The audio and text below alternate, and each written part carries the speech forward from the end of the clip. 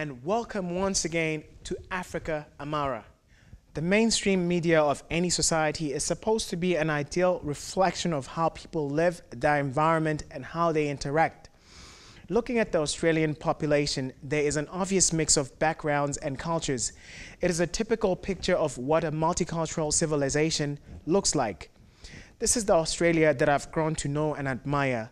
What makes it even more fascinating is the realization that Australia has truly transformed itself into the nation it was initially sought to be, through the efforts of a functional migrant populace. It is worth wondering if the programs on Australian television fully reflect Australia's multicultural population.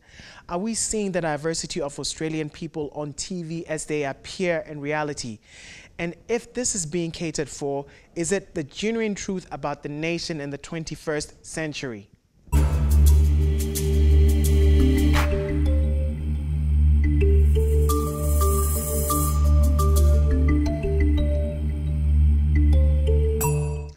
I'm privileged to welcome Dr. Charles daCosta to Africa Amara today. Dr. daCosta is an animation and media and theory lecturer in the Faculty of Design from Swinburne University of Technology. He came to Australia in late 2011 from Georgia, USA, where he was a professor of animation production and history and media studies at the Savannah College of Art and Design. He has done numerous other works, research and publications in his vocation, including this book titled Framing Invisibility. Dr. daCosta, welcome to Africa Amara. Thank you. First question, the book that I have in my hand. Can you please give us an overview of this work? Okay. Well, Framing Invisibility has a lot to do with the full title. If you look at it carefully, talks about it says racial stereotyping and selective positioning in contemporary British animation. Contemporary British animation, because that's what the case studies are focused on.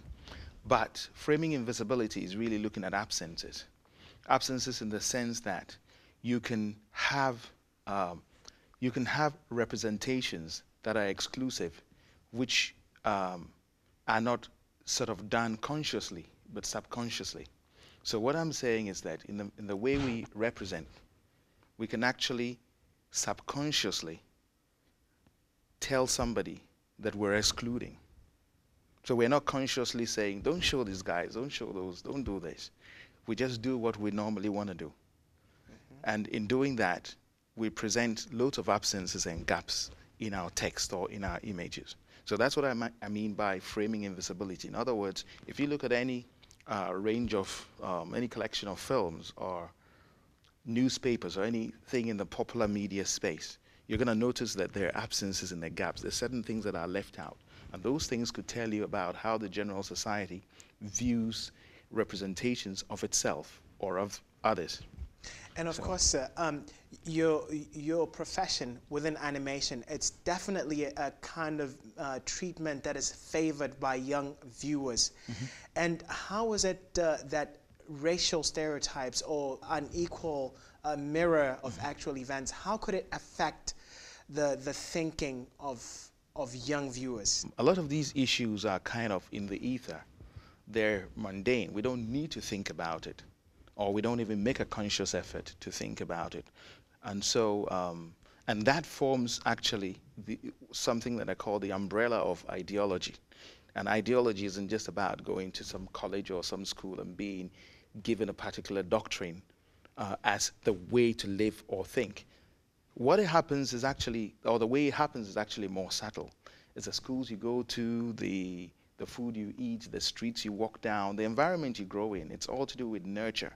So if you're nurtured in an environment in which you don't need to think about certain things, when you come to represent, you would represent only what you know.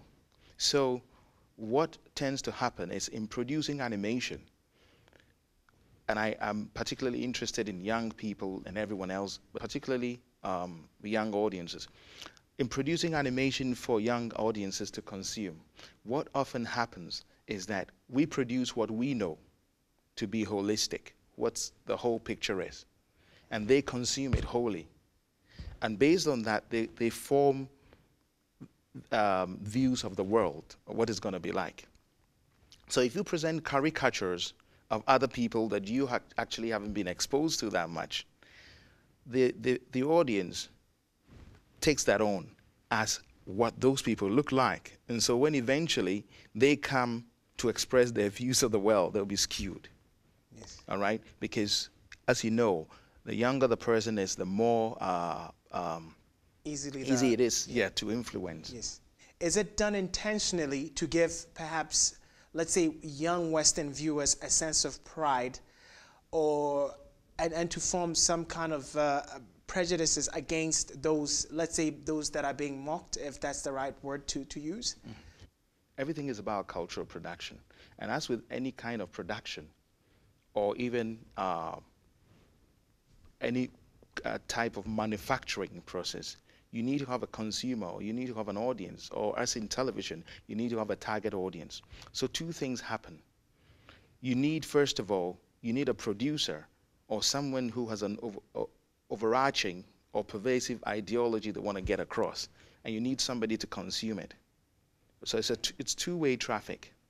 And so what happens is that two-way traffic can be conducted in such a way that after a while, those who facilitate it, those who are actually using the equipment to do it, don't even have to think about what they're saying. Everything is reflexive. That's what I call the unconscious or the subconscious.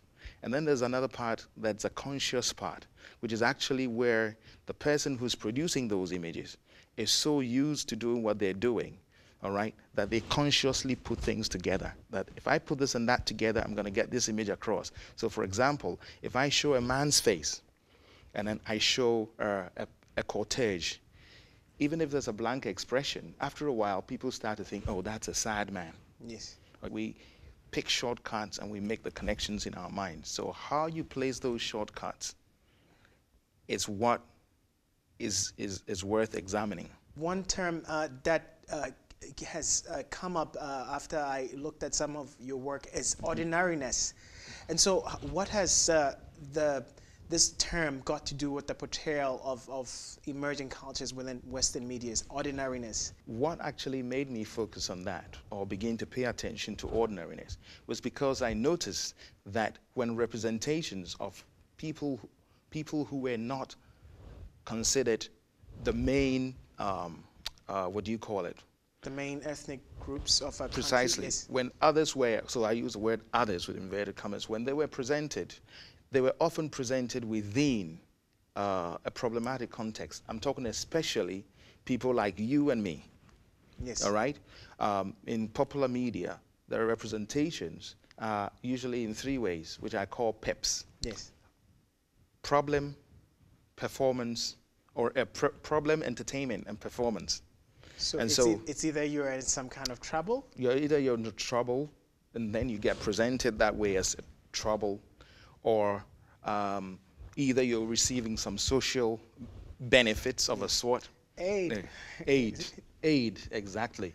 Or, in fact, I saw a book recently called Poor Economics, and the guy who was talking about the book, behind him was a poster of an African child, huge poster of an African child. Now, why wasn't the image not just a blank image? Yes. All right? So it's a problem context. The entertainment context is where you just open today's MX newspaper and flick through it. And you notice there are only two representations of black people in it. Two representations. One is Usher.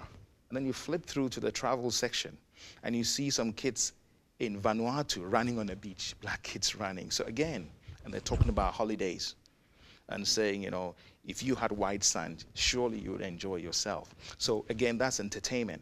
And then the performance comes to sports. Outside that, there's nothing. So when you talk about ordinariness, you're talking about situations where you see none of those kinds of people just advertising a bottle of water or just sitting down watching television. You wouldn't see, hardly ever see people like you or me sitting in our house playing Scrabble. It has to be within the PEPs. Yes. So my argument is that we need more ordinary situations to demonstrate to the broader viewership that there are ordinary people everywhere. Do you think that the dominance of obvious Anglo characters within Australian TV is still an effect of the fact that the country was a British colony, and is Australia's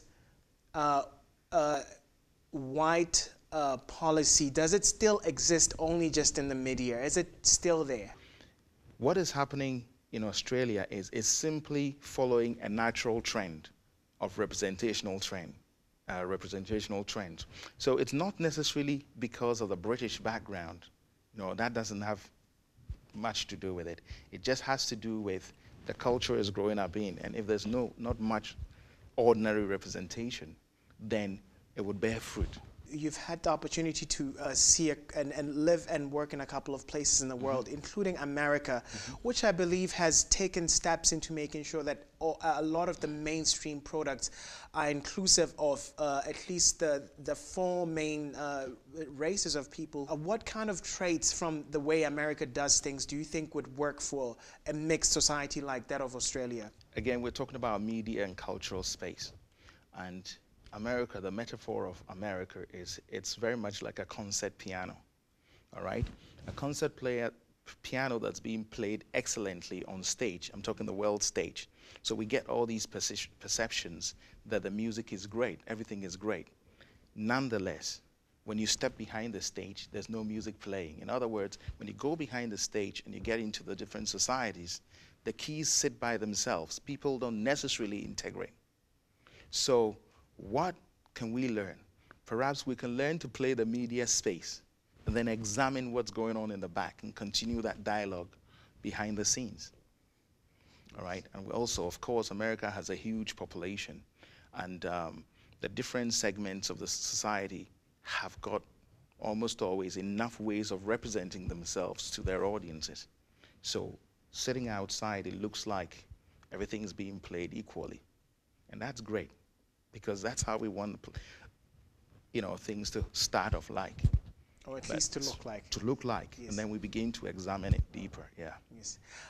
Dr. daCosta, I'm afraid that's all the time we have. No Thank you very much for stopping by Africa Amara and sharing your exceptional knowledge with us. Really appreciate it, sir. Thanks a lot.